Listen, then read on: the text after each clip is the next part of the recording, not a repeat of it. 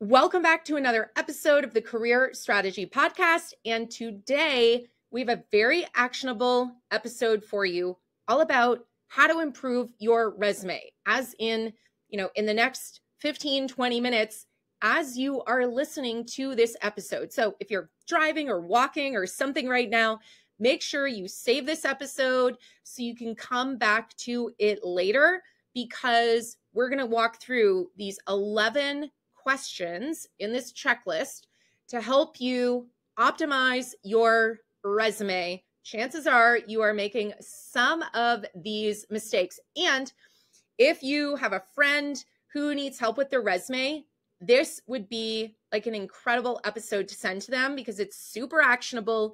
It's going to help them make instant changes to their resume. And I will say, though the career coaching I do primarily focuses on people who work in technology, in user experience, in product design, recently I've also been helping people in software, engineering, even people who work in nonprofit jobs. And guess what? All of these questions and this checklist still applies to them. All right, so sometimes we do these episodes as videos also. And today we're going to do that because I want to share my screen. So I'm going to get that share set up right now.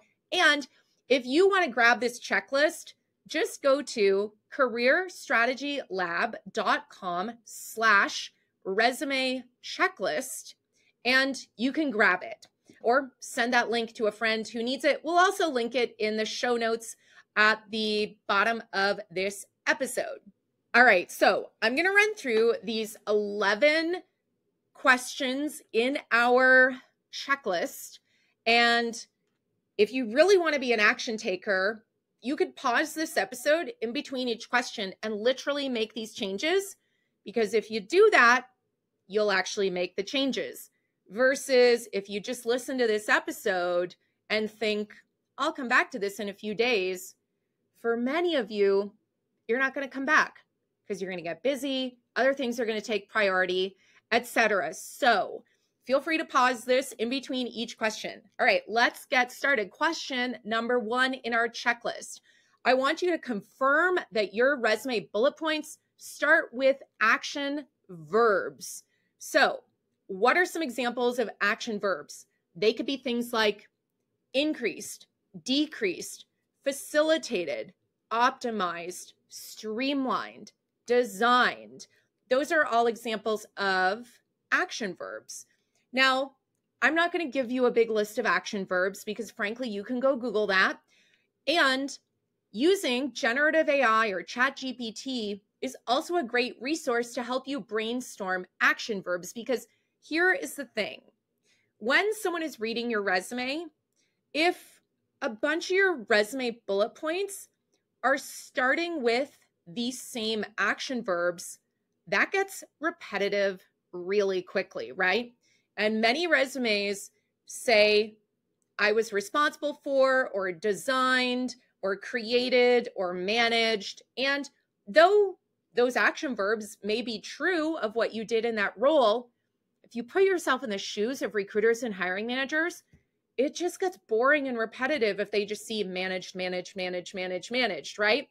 So we want to make sure the resume bullet points are starting with action verbs, and we are trying not to repeat action verbs.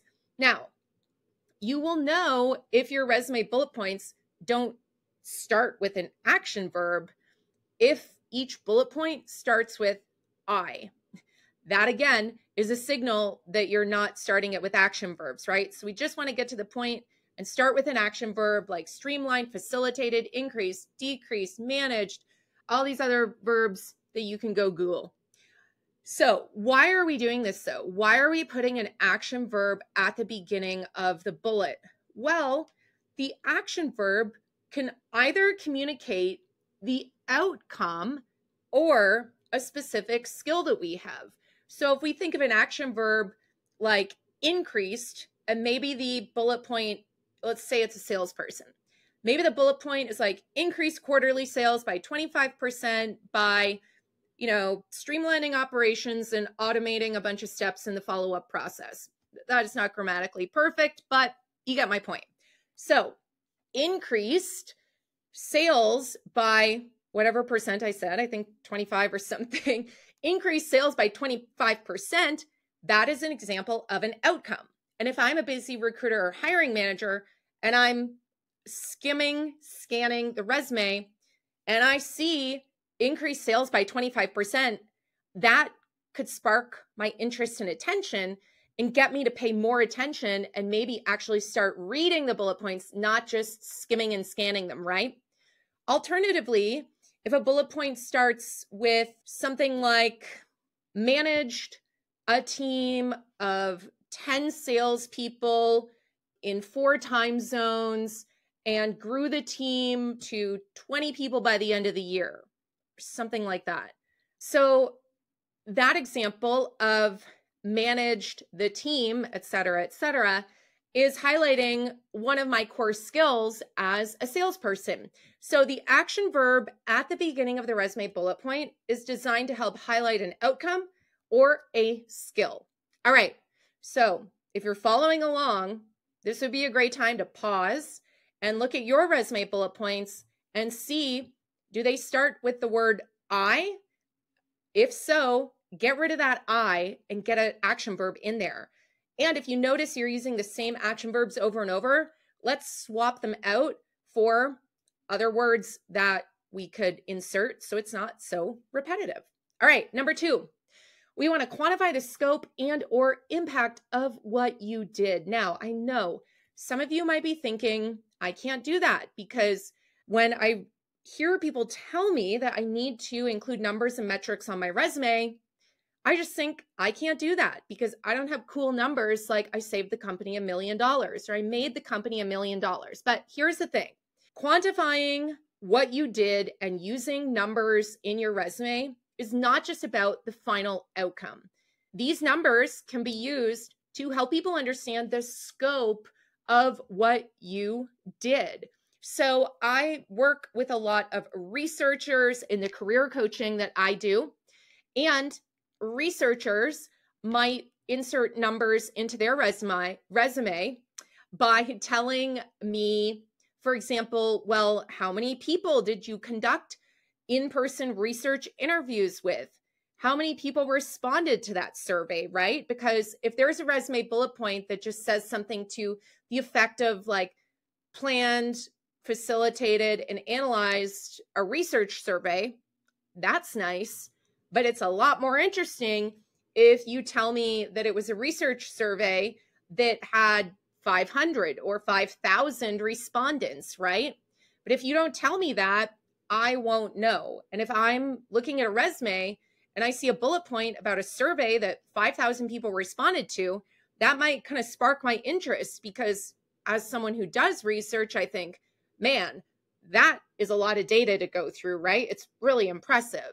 So quantify the scope and impact of what you did. Now, we have a whole other podcast episode all about how to do this. So we will link it in the show notes below so you can go easily find it if you want to dive deeper into the nitty-gritty of how to do that. All right, number 3 is we want to update the title at the top of your resume to match the job description. So at the top of your resume, obviously your name, then we want to put whatever your title is, and ideally an about me statement, basically 1 to 2 sentences, kind of like an elevator pitch of you. Now, why do we want to match the title at the top of your resume to what's on the job description? Well, part of this has to do with understanding how recruiting and hiring software works, okay?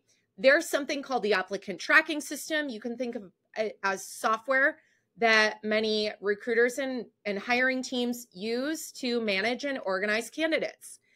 And one of the things that the applicant tracking system does when you apply for a job, it is looking at your resume and at the job description and trying to assess how well does your resume match what is in the job description. Well, guess what? If you use the title that is on the job description, that is going to help the software and the algorithm see, okay, this person might be more of a match, right? One of the mistakes I see people make is they kind of try to get like too cute and creative and quote, show their personality in the title that they give themselves at the top of your resume. And you kind of need to think like an SEO, search engine optimization expert when it comes to your resume. Because as we just talked about, we want our resume to really match that job description as much as possible so that not only can that software hopefully realize that you have the skills and experience for the job, but of course also the humans that will eventually look at your resume. So that's number 3. All right, number 4 is we want to tailor your skills on your resume and the bullets in your work history to align with the job description. So first of all, this is going to mean that you actually have to read the job description. And I know job descriptions are not the best pieces of writing. Let's say that off the bat, right? Oftentimes they're recycled, they have outdated requirements, things like that. So we just have to accept that, unfortunately, that is reality. However, job descriptions provide you with clues of what you should be putting in your skills and your work history to, you guessed it, signal to that software and the recruiters and hiring managers that you have what they are looking for. Now, I really recommend that you are doing this for every job you apply to, right? Because what's in one job description may be different from what's in another job description. So how do we tailor the skills and work experience on our resume? Well, a couple of really quick tips. You could be just simply reordering the skills that you list. Same thing with the bullets in your work history. You're putting the most relevant ones based on the job description at the top of the list. Contrary to, the whole save the best for last, don't do that on your resume, okay? So we want to be tailoring those skills and the bullets in the work history. Apart from reordering, what else could we be doing? Well, we could be taking exact language from the job description. Are they mentioning certain software, methodology, industries, business to consumer, etc.? If so, let's work those words, phrases, etc. into either our skills or our work history. This also might mean you are simply removing some skills or some bullet points that maybe were really relevant to a different job you applied to, but for this one, maybe you're removing them. Likewise, maybe you're adding bullet points because based on the job description, you realize, job description is looking for XYZ. I have that experience, but it's not in my work history, so I'm going to write a new bullet point for this custom resume I'm making for this specific role. All right, next question. We are up to 5, I believe. Do not limit your resume to 1 page. I know if you go on social media or put this into Google, you are going to get polarizing opinions that it should or should not be 1 page. But guess what? Most people don't tell you why. I'm going to tell you why a 1-page resume is not great. And the reason is when you limit yourself to 1 page, you are going to undersell yourself because you're going to leave out important information about your skills and experience, or you're going to make the font size so incredibly tiny that literally people cannot read your resume, right? And I know part of the reason people say to make your resume 1 page is because, well, recruiters and hiring managers are busy. They're not going to read it anyway, so why make it longer than 1 page?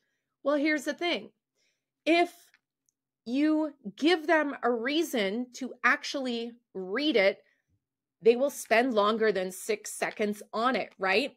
And how do we create a resume that people spend more than 6 seconds on? Well, by doing everything we're talking about, by using action verbs to get their attention, to get to the point, by tailoring our resume to the job description, by using numbers, etc.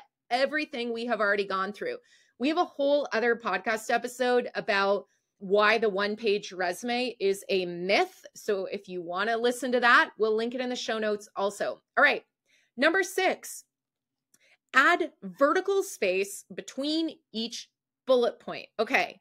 So this is a little bit of a design thing, but the default in most word processing software like Google Docs or Pages or Microsoft Word, etc., when you make a bulleted list, by default, last I checked, all of those software do not put spaces in between bullet points. And when you do not have literal spaces between bullet points, what happens is the text just looks like a big, dense chunk of text, or what I often call a wall of text.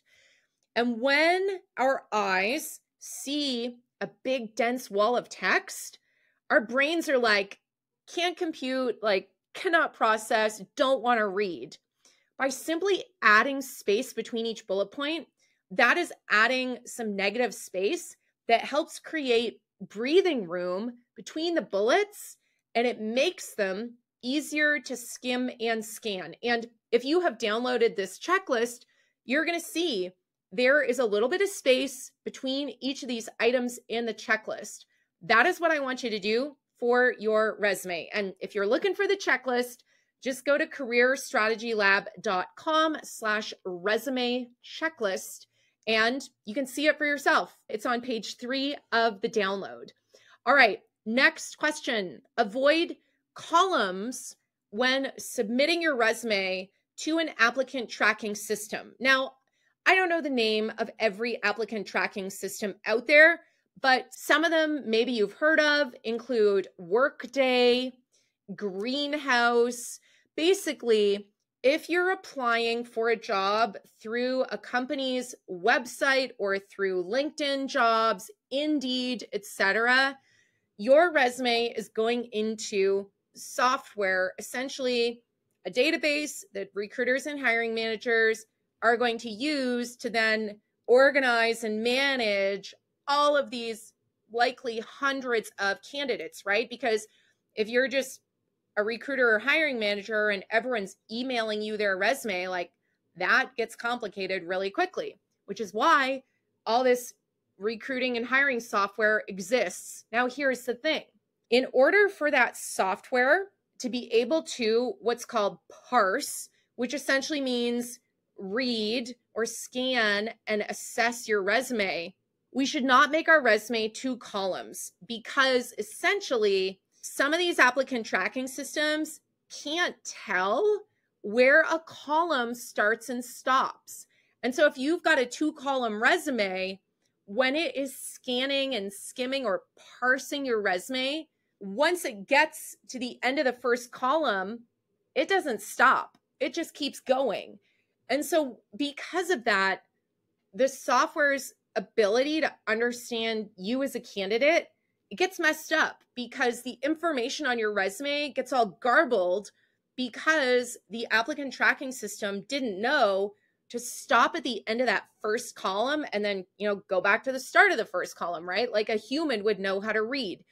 We have a whole episode about this also, so we'll link this one in the show notes. But as a general rule of thumb, when you're applying for jobs through applicant tracking systems and company websites, etc., let's stick to a 1-column or full width of a single page for your resume. Now, if someone emails you or you're talking to someone and they're like, hey, send me your resume, that would be a time when you could use a 2-column resume because a human is definitely going to be reading it.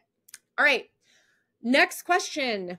Proofread your resume. It sounds obvious. At the same time, I have seen so many resumes for jobs that I was hiring for with a bunch of spelling mistakes.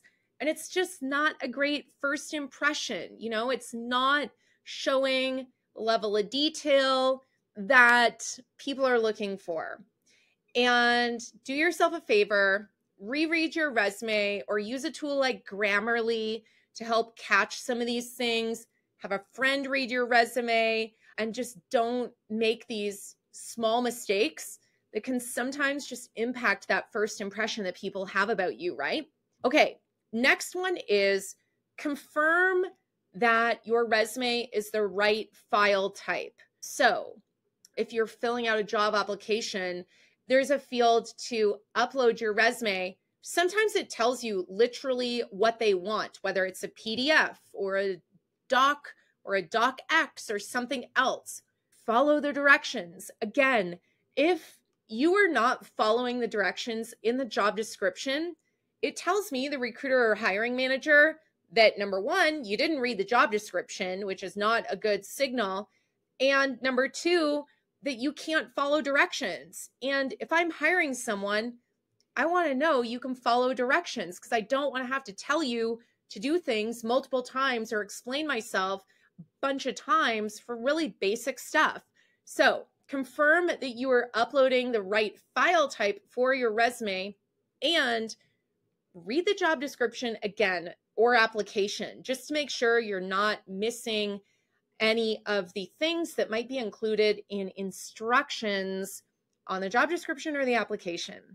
All right, number 10, double check all of the links. So sometimes on people's resumes, they're linking out to their LinkedIn profile, maybe a website, depending on, the nature of their job, etc.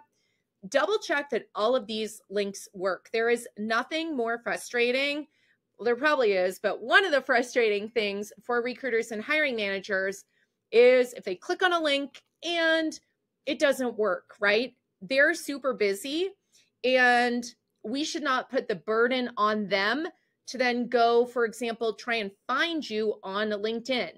It just adds friction to their process. And again, if they are going through 100, 200, 300 candidates, they don't have time to be hunting around for the LinkedIn for like every fifth person who maybe had a broken link on their resume. All right. Lastly, clean up the file name. Again, this is a simple thing, but let's think of recruiters and hiring managers, right? Ideally, we want your resume to just be your first and last name. Also, maybe the title of the job you're applying to. I would eliminate words in the file name like final or draft or V2 or, final version. Also, I just read this article and I can't remember where, but someone had said like a file name of a resume had something in it like AI or Chat GPT or something that made them realize like it might have been written by Gen AI, which is not a great look.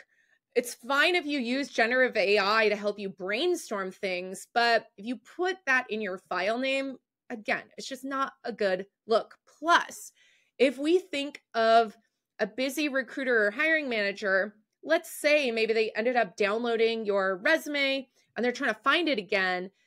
If your resume just has your first, last name and job title, that makes it a lot easier for them to find your resume later if maybe they ended up saving it to their computer or their drive or something like that. All right, there you have it, our resume checklist to help you avoid these common mistakes and hopefully optimize your resume. So if you're not getting interviews right now, maybe you can start getting more interviews. Or if you haven't started applying yet, or you don't need to be applying yet, you are going to be ready to apply if you find yourself in an unexpected situation where you need to be looking for a job. Or if you're in one of those situations where like you're not looking, but an awesome opportunity comes your way, if you go through this checklist, that's going to ensure that your resume is pretty much ready to go so you can apply more quickly and you don't have to rush to update your resume. All right, that is all we have for you today. I hope this episode was helpful. I know it's a little longer than our normal episodes, But I wanted to walk you through these 11 questions on our checklist. Again, if you want this checklist, go to careerstrategylab.com/resume checklist, and you can grab a copy for yourself or send that link to someone who keeps asking you for help on their resume. Well, now you can just send them the checklist and save yourself some time. All right, that is all. I hope you have a great rest of your day. And do me a quick favor. If you found this helpful, can you hit pause right now? And if you're in Spotify or Apple or wherever you're listening, give us a quick rating. That helps other people learn about this podcast, and it signals to Apple and Spotify, etc., that you find this useful. And then we might be able to rise in the charts so other people find this. All right, that's all. I will talk to you next week. Have a good one.